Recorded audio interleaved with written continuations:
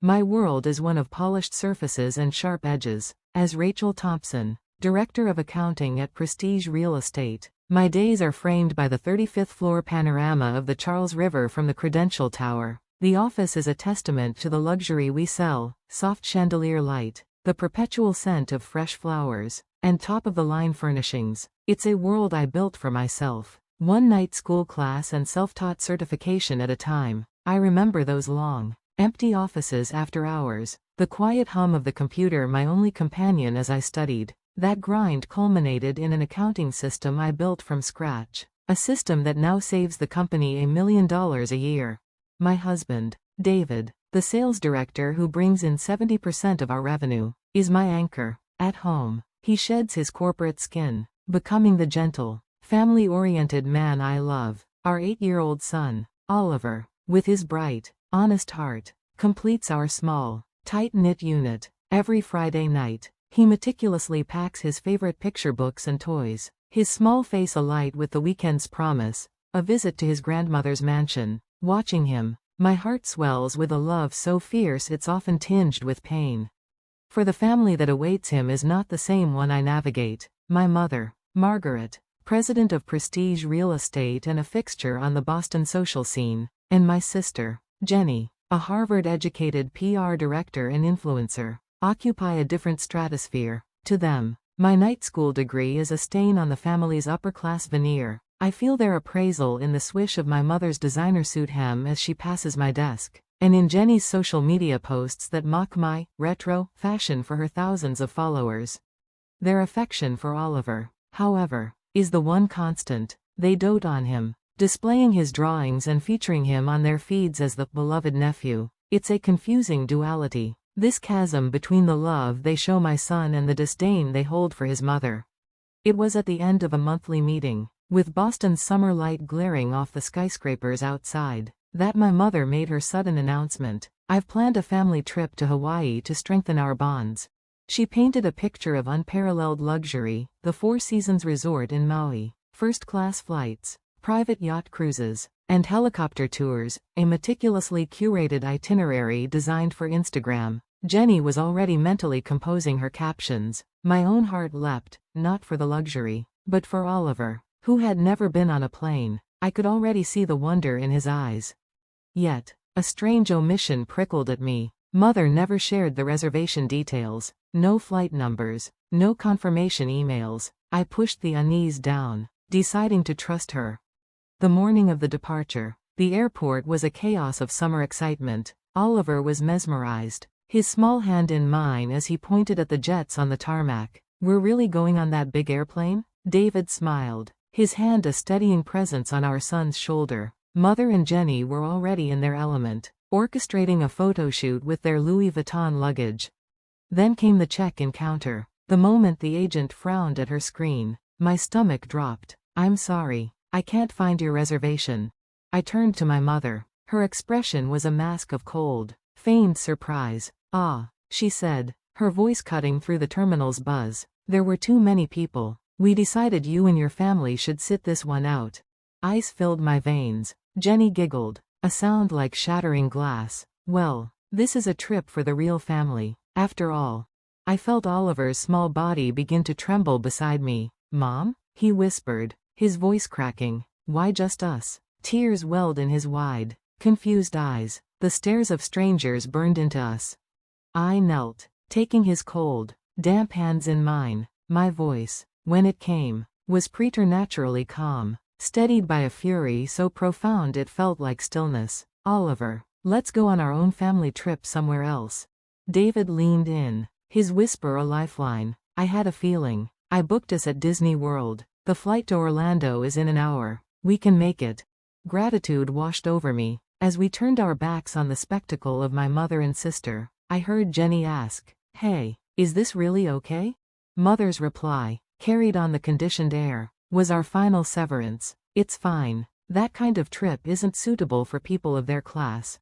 We walked away, Oliver's hand slowly warming in mine. "Mom," he asked, a tiny seed of hope taking root, "can we really go on a trip too?" "Yes, my love," I said, my heart feeling lighter with every step away from them. This is where our real vacation begins. Under the blazing Maui sun, my mother and Jenny posed on a private beach, a photographer capturing their every move for the perfect #luxury life post. But behind the glamour, their eyes were hollow, their smiles never quite reaching the camera. Meanwhile, in the magical sprawl of Disney World, Oliver's joy was a tangible, brilliant thing. He ran toward costumed characters, his laughter a melody that drowned out the old hurts. In front of Cinderella Castle, perched on David's shoulders, he declared, "It's the most fun in the world. It would have been nice if Grandma and Aunt were here too, but I'm happy just being with Mom and Dad." David and I shared a look, our eyes glistening with the same grateful tears. That night, after Oliver had fallen into an exhausted, happy sleep, David held me close as fireworks painted the sky. "Rachel, you're truly a strong woman," he whispered. "This has made our bond even stronger." The call came on the third morning, as we were enjoying a leisurely breakfast. It was Linda from accounting, her voice trembling. "Rachel, it's terrible. An urgent tax audit, and Wilson Corporation needs David immediately. It's about the new development contract." The company was in freefall. My mother, finally checking her ignored messages, called me in a hysterical panic. "This is a disaster. Come back right now." "We're on vacation with our family," I replied, my voice quiet but ironclad. "It's the system you created. You need to take responsibility. You were the one who defined who the real family was," I reminded her, the memory of the airport a dull ache. "Right now, my priority is here." "Stop being stubborn. Don't you dare blame me if the company goes under," she shrieked. In the background, I could hear Jenny wailing about losing followers. I quietly ended the call. David placed a steadying hand on my shoulder. Oliver looked up from his Mickey Mouse pancakes, his brow furrowed with worry. "It's okay, sweetheart," I said, smoothing his hair. My voice was calm, my heart finally, unequivocally, sure. "Today, we're all going to Animal Kingdom." At my words, my son's face dissolved into a radiant, sunlit smile. The joy of our return from Disney World was a warm, tangible thing, filling our home with laughter and the scattered souvenirs of a happy trip. But beneath my calm exterior, I could feel a storm gathering over the world we had left behind. The final notice from Wilson Corporation was succinct and brutal. "Without David's personal involvement, we cannot proceed. Our partnership was built on trust, and that foundation appears to be compromised." The situation was deteriorating by the minute, yet, in that moment, we had something more precious to protect: Oliver's unburdened smile, the sanctity of our time as a family, and the quiet clarity to finally define what true success meant. The Prestige real estate office had become a ghost of its former self. The spectacular view from the 35th floor now served as a backdrop to chaos. The fresh flowers at the entrance had wilted, their browned petals a stark metaphor for the neglect within. Even the chandeliers seemed to cast a weaker, more anxious light.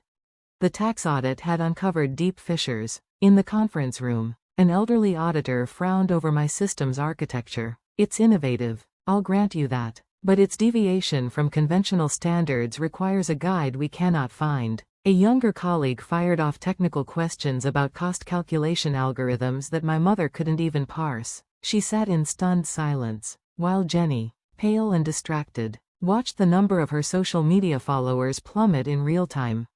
"The system's architect is the only one who can provide these answers," the auditor stated plainly. Meanwhile, a Wilson Corporation executive delivered the final blow in the lobby, his voice cold. "Margaret, our business was with David. This entire situation forces us to question the company's stability." The scene was one of unraveling. Agitated employees clustered in whispers. The accounting department was buried under unprocessed documents, and the phones rang with incessant complaints. It was this panic that finally drove my mother to our doorstep. The doorbell chimed with a frantic urgency that shattered our peace. There stood Margaret, her makeup a tear-streaked mess, her designer suit crumpled. Jenny hovered behind her, sobbing quietly. "Rachel, David, you have to help us," my mother pleaded, her voice stripped of its usual authority. "The company is going to collapse." I met her desperation with a stillness that had been hard-won. "You told us we weren't part of the real family. You must solve this with them." "This is no time for pride," she cried. her hands trembling. "This isn't about pride," I corrected gently. "It's about ours." Then David emerged from his study, a folder in his hands. "Actually, we've been preparing for a new beginning." He laid the documents on the table. The letterhead read, "Thompson Family Real Estate, Rachel's System, My Client Relationships, and Our Family's Integrity. We're ready to build something of our own." The color drained from my mother's and sister's faces. "You're leaving?" Jenny whispered, the reality dawning. I nodded. "We're choosing our family." The rumor of our venture spread like wildfire, and the response was a validation we hadn't dared to expect. Calls came in from old clients. "If it's you and David, we're in." Sincerity and accurate books, that's what we've always valued. Even Wilson Corporation reached out. We would be pleased to discuss a partnership. David's integrity and Rachel's diligence are the cornerstones we trust. While our new company found its footing in a modest but warm Back Bay office, Prestige Real Estate crumbled. The oppressive cost of the Credential Tower office forced a humiliating move to a lower floor. Termination notices piled up on my mother's desk. Jenny's social media presence, once a source of such pride, faded into irrelevance. One afternoon, a handwritten letter arrived on my new desk. The script was my mother's, but the voice was unfamiliar in its humility. "Dear Rachel, this past year has been a long, quiet lesson in humility. I have replayed that morning at the airport countless times, and my shame only deepens. I was so captivated by the illusion of status that I lost sight of everything real. Watching Oliver from a distance has made me realize, too late, what I sacrificed for a facade. I do not ask for your forgiveness, only for the possibility of a conversation, whenever you might be ready. With love, Mother." Tears welled in my eyes, not of anger, but of a long-awaited release. On Christmas Eve, our home was filled with the warm chaos of a party for our new employees and their families. The doorbell rang, and when I opened it, my breath caught. There stood Mother and Jenny, not in their usual armor of designer clothes, but in simple, earnest attire. In my mother's hands was a slightly lopsided, homemade apple pie. "Thank you for having us," she said, her voice soft and frayed with emotion.